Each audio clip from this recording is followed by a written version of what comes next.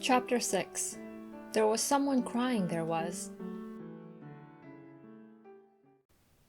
The next day the rain poured down in torrents again, and when Mary looked out of her window, the moor was almost hidden by grey mist and cloud. There could be no going out today. "What do you do in your cottage when it rains like this?" she asked Martha. "Try to keep from under each other's feet, mostly," Martha answered. There does seem a lot of us then. Mother's a good-tempered woman, but she gets fair moithered. The biggest one goes out in the cowshed and plays there. Dickon, he doesn't mind the wet. He goes out just the same as if the sun was shinin'. He says he sees things on rainy days as he doesn't show when it's fair weather. He once found a little fox cub half drowned in its hole, and he brought it home in the bosom of his shirt to keep it warm. Its mother had been killed near by, and the hole was swum out, and the rest of the litter was dead. He's got it at home now. He found a half-drowned young crow another time, and he brought it home too, and tamed it. It's named Soot, because it's so black, and it hops and flies about with him everywhere." The time had come when Mary had forgotten to resent Martha's familiar talk. She had even begun to find it interesting, and to be sorry when she stopped or went away. The stories she had been told by her ayah when she lived in India had been quite unlike those Martha had to tell about the moorland cottage, which held 14 people who lived in 4 little rooms and never had quite enough to eat. The children seemed to tumble about and amuse themselves like a litter of rough, good-natured collie puppies. Mary was most attracted by the mother and Dickon. When Martha told stories of what Mother said or did, they always sounded comfortable. "If I had a raven or a fox cub, I could play with it," said Mary, "but I have nothing." Martha looked perplexed. "Can the knit?" she asked. "No," answered Mary. "Can the sew?" "No." "Can the read?" "Yes." "Then why don't the read somethin' or learn a bit o' spellin'? Thou'st old enough to be learnin' thy book a good bit now." "I haven't any books," said Mary. "Those I had were left in India." "That's a pity," said Martha. "If Mrs. Medlock'd let thee go into the library, there's thousands of books there." Mary did not ask where the library was, because she was suddenly inspired by a new idea.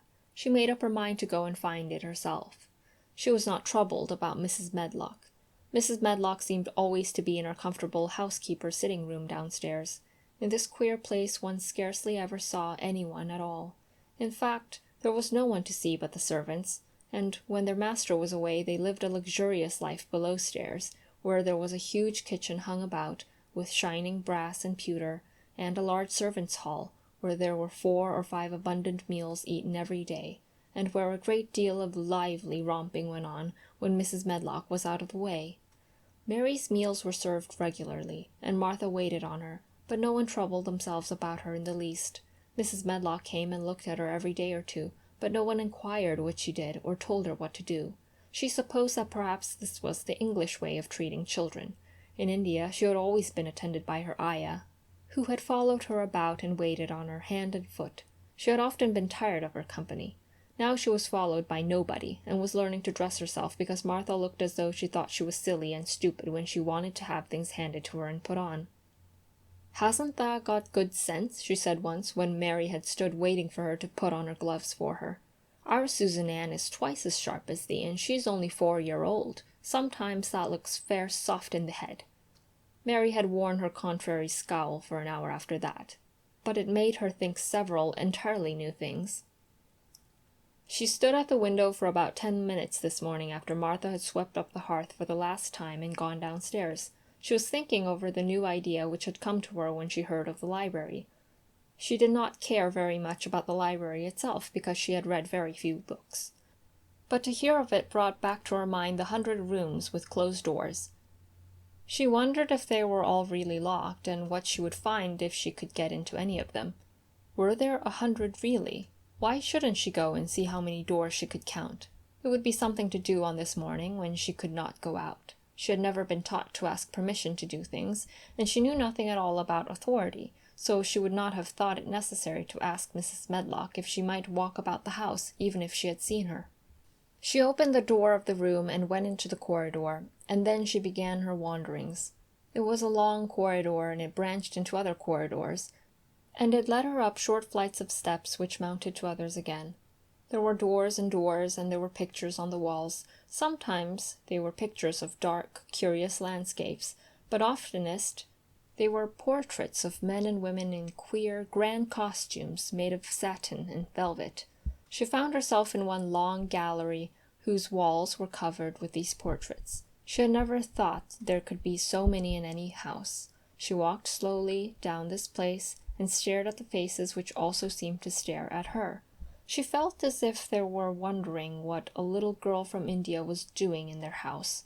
Some were pictures of children, little girls in thick satin frocks which reached to their feet and stood out about them, and boys with puffed sleeves and lace collars and long hair, or with big ruffs around their necks. She always stopped to look at the children and wondered what their names were, and where they had gone, and why they wore such odd clothes.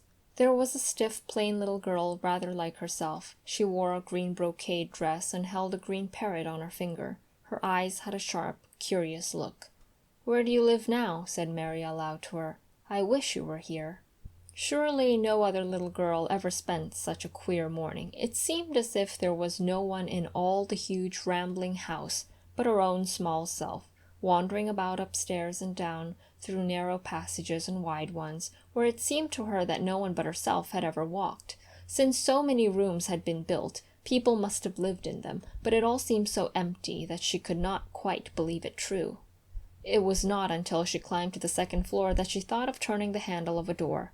All the doors were shut, as Mrs. Medlock had said they were, but at last she put her hand on the handle of one of them and turned it. She was almost frightened for a moment when she felt that it turned without difficulty, and that when she pushed upon the door itself, it slowly and heavily opened. It was a massive door and opened into a big bedroom. There were embroidered hangings on the wall, and inlaid furniture such as she had seen in India stood about the room. A broad window with leaned panes looked out upon the moor, and over the mantel was another portrait of the stiff, plain little girl, who seemed to stare at her more curiously than ever. "Perhaps she slept here once," said Mary. "She stares at me so that she makes me feel queer." After that she opened more doors and more. She saw so many rooms that she became quite tired and began to think that there must be 100, though she had not counted them. In all of them there were old pictures or old tapestries with strange scenes worked on them. There were curious pieces of furniture and curious ornaments in nearly all of them. In one room, which looked like a lady's sitting room, the hangings were all embroidered velvet, and in a cabinet were about 100 little elephants made of ivory. They were of different sizes, and some had their mahouts or palanquins on their backs. Some were much bigger than the others, and some were so tiny that they seemed only babies.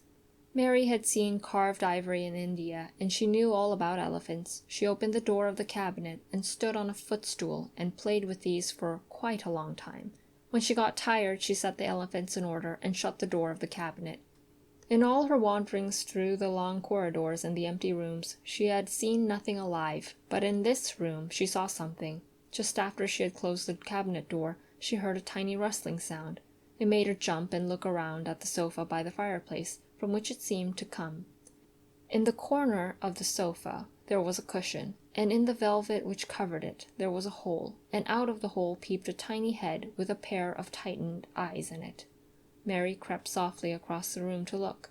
The bright eyes belonged to a little gray mouse, and the mouse had eaten a hole into the cushion and made a comfortable nest there. 6 baby mice were cuddled up asleep near her. If there was no one else alive in the 100 rooms, there were 7 mice who did not look lonely at all.